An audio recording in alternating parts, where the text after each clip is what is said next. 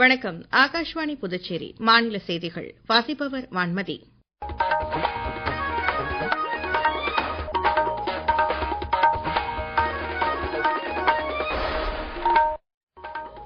தலைப்புச் செய்திகள். நாடு முழுவதும் தீபாவளி பண்டிகை நாளை கொண்டாடப்பட உள்ள நிலையில் முக்கிய தலைவர்கள் மக்களுக்கு வாழ்த்து தெரிவித்துள்ளனர். தீபாவளி பண்டிகையை மக்கள் பாதுகாப்பாக கொண்டாட வேண்டும் என்று பொது சுகாதாரத்துறை அறிவுறுத்தியுள்ளது. திருத்தப்பட்ட ஜிஎஸ்டி வரி சீர்திருத்தங்கள் நாட்டின் பொருளாதார வளர்ச்சிக்கு தீவிரமாக ஊக்களித்து வருவதாக மத்திய நிதியமைச்சர் திருமதி நிர்மலா சீதாராமன் தெரிவித்துள்ளார். பீகார் சட்டப்பேரவைக்கு முதல்கட்ட தேர்தலுக்கான வேட்பு மனுக்களை திரும்பப் பெற நாளை கடைசி தினமாகும். இனி விரிவான செய்திகள். நாடு முழுவதும் தீபாவளி பண்டிகை நாளை கொண்டாடப்பட உள்ள நிலையில் பல்வேறு தலைவர்கள் மக்களுக்கு வாழ்த்து தெரிவித்துள்ளனர். மத்திய தகவல் ஒலிபரப்புத்துறை இணை அமைச்சர் டாக்டர் எல் முருகன் விடுத்துள்ள வாழ்த்து செய்தியில், ராமபிரான் ராவனை அழித்த திருநாளை மக்கள் தீபாவளி திருநாளாக கொண்டாடி வருவதாக தெரிவித்தார். இந்நாளில் மக்கள் அனைவரும் உடல் நலத்தோடு வாழ்க்கையில் இன்பம் பெருகி அனைவரது இல்லத்திலும் மகிழ்ச்சி பெருகட்டும் என தெரிவித்துள்ளார். புதுச்சேரி துணைநிலை ஆளுநர் திரு கைலாஷ்நாதன் வெளியிட்டுள்ள தீபாவளி வாழ்த்து செய்தியில், மக்களிடையே ஒற்றுமையையும் சகோதரத்துவத்தையும் வளர்ப்பதற்கு இந்த நாள் அனைவரது வாழ்விலும் ஒளிமயமான எதிர்காலத்தையும் மகிழ்ச்சியையும் கொண்டு வருவதாக அமையட்டும் என குறிப்பிட்டுள்ளார். சுயசார்பு இந்தியா கொள்கையை பின்பற்றி இந்திய கலைஞர்கள் உற்பத்தி செய்யும் பரிசுப் பொருட்களை வாங்கி இந்த தீபாவளியை கொண்டாடுவதுடன் பாதுகாப்பான சுற்றுச்சூழலுக்கு மாசு ஏற்படாத வண்ணம் கொண்டாடி மகிழ்வோம் என்று அவர் தெரிவித்துள்ளார். முதலமைச்சர் திரு ரங்கசாமி விடுத்துள்ள வாழ்த்து செய்தியில், பல்வேறு சமூக பின்னணிகளைச் சேர்ந்த மக்களை ஒன்றிணைத்தல், கலாச்சார பாரம்பரியத்தை பாதுகாத்தல், உள்ளூர் பொருட்களுக்கு வருவாய் ஈட்டுதல் போன்றவற்றிற்கு இப்பண்டிகை வழிவகை செய்வதாக குறிப்பிட்டுள்ளார். அனைவரும் பாதுகாப்பாக மகிழ்ச்சியுடன் தீபாவளி பண்டிகையை கொண்டாடி மகிழ வாழ்த்துவதாக அவர் தெரிவித்துள்ளார். தீபாவளி பண்டிகையொட்டி மக்களுக்கு புதுச்சேரி அமைச்சர்கள், சட்டமன்ற உறுப்பினர்கள் வாழ்த்து தெரிவித்துள்ளனர். தீபாவளி புதுச்சேரியில் கொண்டாட்டம் குறித்து ஒரு செய்தி தொகுப்பு. நரகாசுரனை கிருஷ்ண பகவான் வீழ்த்தியதை குறிக்கும் நாளாகவும் தீபாவளி பண்டிகை ஆண்டுதோறும் கொண்டாடப்பட்டு வருகிறது. இந்த பண்டிகையை அனைத்து தரப்பினரும் ஒன்று சேர்ந்து வயது வித்தியாசமின்றி மகிழ்ச்சியுடன் கொண்டாடுவது இந்த பண்டிகையின் சிறப்பாகும். புதுச்சேரியில் இந்த தீபாவளி பண்டிகையையொட்டி துணிக்கடைகளில் மக்கள் கூட்டம் அலைமோதியது. கடந்த சில நாட்களாக மழை குறுக்கிட்டதால் மக்கள் வெளியே வராததால் சற்றே மந்த நிலை காணப்பட்டது. தற்போது மழை ஓரளவு குறைந்திருப்பதால் தீபாவளியையொட்டி மக்கள் கடைசி நேர ஷாப்பிங்கில் ஈடுபட்டு வருகின்றனர். ஆடைகள் மட்டுமல்லாமல் இனிப்பு வகைகள், பட்டாசுகளையும் மக்கள் ஆர்வமாக வாங்கிச் சென்றனர். இதனால் கடை வீதிகளில் அதிக அளவில் மக்கள் கூட்டம் நிரம்பியுள்ளது. தீபாவளி பண்டிகையை மக்கள் பாதுகாப்பாக கொண்டாட வேண்டும் என்று பொது சுகாதாரத்துறை அறிவுறுத்தியுள்ளது. தீபாவளி பண்டிகையின் போது பொதுமக்களின் பாதுகாப்பை உறுதி செய்ய பல்வேறு வழிமுறைகள் அதில் தெரிவிக்கப்பட்டுள்ளது. இதன்படி பட்டாசுகள் வெடிக்கும் போது குழந்தைகளின் பாதுகாப்பிற்கு முக்கியத்துவம் அளிப்பது அவசியம் என்றும், திறந்த வழியில் பட்டாசுகள் வெடிக்க வேண்டும் என்றும் அதில் தெரிவிக்கப்பட்டுள்ளது. பட்டாசு வெடிக்கும் போது சுவாச பிரச்சினைகள் உள்ளவர்கள் வெளியில் வருவதை தவிர்க்க வேண்டும் என்றும் அறிவுறுத்தப்பட்டுள்ளது.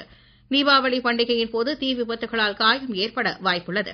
எனவே மேம்படுத்தப்பட்ட ஆரம்ப சுகாதார மையம் உள்ளிட்ட அனைத்து ஆரம்ப சுகாதார நிலையங்களிலும் தீக்காய சிகிச்சை அளிப்பதற்கான அனைத்து அத்தியாவசிய மருந்துகள் இருப்பதை சுகாதாரத்துறை அதிகாரிகள் உறுதி செய்ய வேண்டும் என்றும் அந்த அறிக்கையில் தெரிவிக்கப்பட்டுள்ளது. திருத்தப்பட்ட ஜிஎஸ்டி வரி சீர்திருத்தங்கள் நாட்டின் பொருளாதார வளர்ச்சிக்கு தீவிரமாக ஊக்கமளித்து வருவதாக மத்திய நிதியமைச்சர் திருமதி நிர்மலா சீதாராமன் தெரிவித்துள்ளார். புதுடெல்லியில் மத்திய அமைச்சர்கள் திரு அஸ்வினி வைஷ்ணவ், திரு பியூஷ் கோயல் ஆகியோருடன் கூட்டாக இணைந்து செய்தியாளர்களிடம் பேசிய அவர், ஜிஎஸ்டி சீர்திருத்தங்களின் பயன்கள் முழுமையாக மக்களுக்கு சென்றுள்ளதாக தெரிவித்தார். நவராத்திரி தொடங்கிய நாள் அன்று அமலுக்கு வந்த ஜிஎஸ்டி சீர்திருத்தங்கள் மக்கள் மத்தியில் நல்ல வரவேற்பு பெற்றுள்ளதாக தெரிவித்தார். அமெரிக்காவில் இந்திய பொருட்களுக்கு 50% வரிச்சுமை அளிக்கப்பட்டதை சமாளிக்க இந்த ஜிஎஸ்டி சீர்திருத்தம் கொண்டுவரப்பட்டதாக அவர் தெரிவித்தார். வரி சீர்திருத்தம் அனைவரையும் சென்று சேர்வதை உறுதி செய்வதற்காக 54 பொருட்களின் விலைகளை நிதி அமைச்சகம் உன்னிப்பாக கவனித்து வருவதாக அவர் தெரிவித்தார். ஜிஎஸ்டி வரி சீர்திருத்தம் கொண்டுவரப்படும் நிலையில் நாட்டின் பொருளாதார வளர்ச்சி வேகமெடுத்து இருப்பதாகவும் அவர் தெரிவித்தார். மத்திய தகவல் ஒலிபரப்புத்துறை அமைச்சர் திரு அஸ்வினி வைஷ்ணவ் பேசுகையில், ஜிஎஸ்டி சீர்திருத்தம் தற்சார்பு இந்தியாவின் வளர்ச்சிக்கு உற்சாகம் அளித்திருப்பதாக தெரிவித்தார்.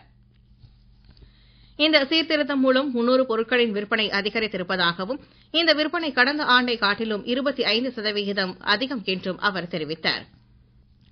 ஜிஎஸ்டி வரி சீர்திருத்தத்தால் ஒவ்வொரு குடிமகளும் நேரடியாக பயனடைந்து பொருளாதார வளர்ச்சிக்கு ஊக்கமளித்து வருவதாக மத்திய வர்த்தகத்துறை அமைச்சர் திரு பியூஷ் கோயல் தெரிவித்துள்ளார். சுதந்திரத்திற்கு பிறகு மேற்கொள்ளப்பட்ட மிகப்பெரிய சீர்திருத்தம் இதுவென்றும் அவர் தெரிவித்தார். உலக அளவில் பொருளாதார தேக்க நிலை தொடர்ந்த போதிலும் இந்தியாவின் பொருளாதாரம் வலுவான நிலையில் உள்ளதாகவும் அவர் தெரிவித்தார். காவலர் நினைவு தினம் இன்று கடைபிடிக்கப்படுகிறது. இதனையொட்டி மத்திய பாதுகாப்புத்துறை அமைச்சர் திரு ராஜ்நாத் சிங் புதுடெல்லியில் உள்ள தேசிய காவல் நினைவிடத்தில் பணியின் போது வீரமரணம் அடைந்த காவலர்களுக்கு அஞ்சலி செலுத்தினர். 1959ஆம் ஆண்டு அக்டோபர் மாதம் 21ஆம் தேதி லடாக்கில் உள்ள ஹாட் ஸ்பிரிங்கில் அதிக ஆயுதம் ஏந்திய சீன படைகள் பதுங்கியிருந்து தாக்கிக் கொல்லப்பட்ட 10 வீரமிக்க காவலர்களை இந்த நாள் நினைவு கூறுகிறது. அதிலிருந்து ஆண்டுதோறும் காவலர் நினைவு தினம் அனுசரிக்கப்படுகிறது. இந்நாளையொட்டி மத்திய ஆயுத காவல் படைகள் மற்றும் டெல்லி காவல்துறையின் கூட்டு அணிவகுப்பும் நடைபெற்றது. இந்நிகழ்ச்சியில் மத்திய உள்துறை இணை அமைச்சர் மற்றும் காவல்துறையின் பல்வேறு அமைப்புகளின் தலைவர்கள் மற்றும் பிரமுகர்கள் தேசிய காவல் நினைவிடத்தில் மலர் வளையம் வைத்து அஞ்சலி செலுத்தினர். நீங்கள் கேட்டுக் கொண்டிருப்பது மாநில செய்திகள். ஆகாஷ்வாணி செய்திகளை நேயர்கள் உடனுக்குடன் தெரிந்து கொள்ள எமது புதுச்சேரி மண்டல செய்திப் பிரிவின் சமூக ஊடகங்களான @airnews_புதுவை என்ற எக்ஸ் பக்கத்தையும், all India radio news Puducherry என்ற Facebook பக்கத்தையும், @RNU புதுச்சேரி என்ற யூடியூப் சேனலையும் அணுகலாம். தீபாவளி பண்டிகையொட்டி பயணிகளின் நெரிசலை கட்டுப்படுத்த இந்திய ரயில்வே நாடு முழுவதும் நூற்றுக்கணக்கான சிறப்பு ரயில்களை இயக்கி வருகிறது. இந்த வாரம் சென்னையிலிருந்து 18 லட்சத்திற்கும் அதிகமானோர் தங்கள் சொந்த ஊர்களுக்கு சென்ற வண்ணம் உள்ளதால் தமிழ்நாடு அரசு போக்குவரத்து கழகம் 20,000த்திற்கும் மேற்பட்ட சிறப்பு பேருந்துகளை இயக்கி வருகிறது. இருப்பினும் முக்கிய பேருந்து முனையங்கள் மற்றும் ரயில் நிலையங்களில் கூட்டம் நிரம்பியுள்ளன. மத்திய ரயில்வே பாதுகாப்புத்துறை அமைச்சர் திரு அஸ்வினி வைஷ்ணவ் புதுடெல்லியில் ரயில் நிலையத்தை நேற்று ஆய்வு செய்தார்.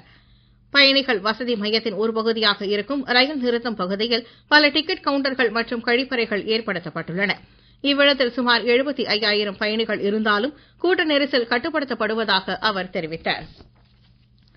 ஜிஎஸ்டி வரி சீர்திருத்தங்கள் பிரதமர் திரு நரேந்திர மோடியால் அறிவிக்கப்பட்டு கடந்த மாதம் 22ஆம் தேதி முதல் சமூகத்தின் அனைத்து பிரிவு மக்களுக்கும் பயனளித்து வருகிறது.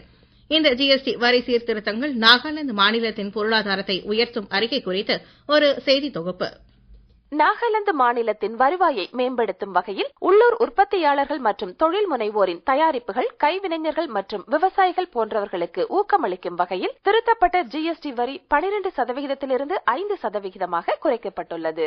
இதன் மூலம் 44,000 பெண் கைவினைஞர்கள் பயன்பெறுவார்கள். நாகாலாந்து மாநிலத்தைச் சேர்ந்த கைவினைஞர்களும் பயன்பெறுவார்கள். மேலும் 13,000த்திற்கும் மேற்பட்ட மூங்கில் மற்றும் கரும்பு கைவினைஞர்கள் 5% ஜிஎஸ்டியால் பயனடைவர். இந்த ஜிஎஸ்டி சீர்திருத்தத்தால் சுமார் 2,200க்கும் மேற்பட்ட சிறு தொழில் உரிமையாளர்கள் மற்றும் சிறு குறு மற்றும் நடுத்தர நிறுவனங்கள் பெரிதும் பயனடையும். மேலும் இந்த திருத்தப்பட்ட ஜிஎஸ்டி சீர்திருத்தங்கள் சத்தீஸ்கர் மாநிலத்தின் பொருளாதாரத்திற்கு எவ்வாறு உத்வேகம் அளித்துள்ளது என்பது குறித்தும் பார்ப்போம். சத்தீஸ்கர் மாநிலத்தில் கைத்தறி, கைவினைப் பொருட்கள், பால் மற்றும் சிமெண்ட் போன்ற முக்கிய துறைகளில் 5 முதல் 18% வரை ஜிஎஸ்டி வரிகள் குறைக்கப்பட்டுள்ளன.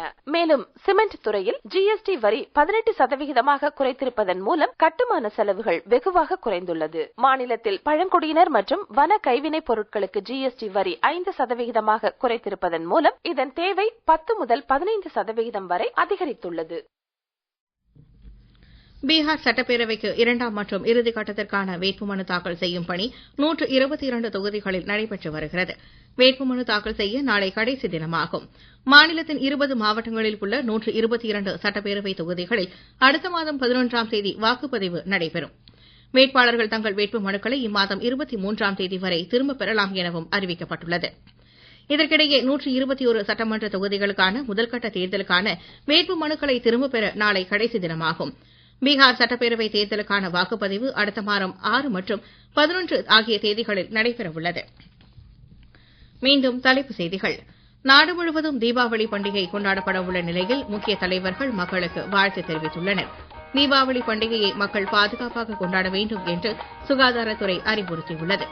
திருத்தப்பட்ட ஜிஎஸ்டி வரி சீர்திருத்தங்கள் நாட்டின் பொருளாதார வளர்ச்சிக்கு தீவிரமாக ஊக்கமளித்து வருவதாக மத்திய நிதியமைச்சர் திருமதி நிர்மலா சீதாராமன் தெரிவித்துள்ளார்.